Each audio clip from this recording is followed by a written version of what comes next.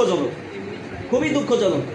এইখানে যতগুলা কার্যক্রম করা হয়েছে, আপনারা কেউ বলতে পারবেন যে আমি একক ব্যক্তিগত মতামত খাটাইয়া করছি? কখনো করি নাই।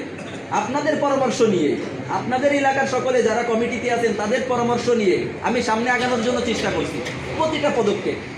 এইখানে কোনো ইস্যু নাই, রাজনৈতিক কোনো ইস্যু নাই।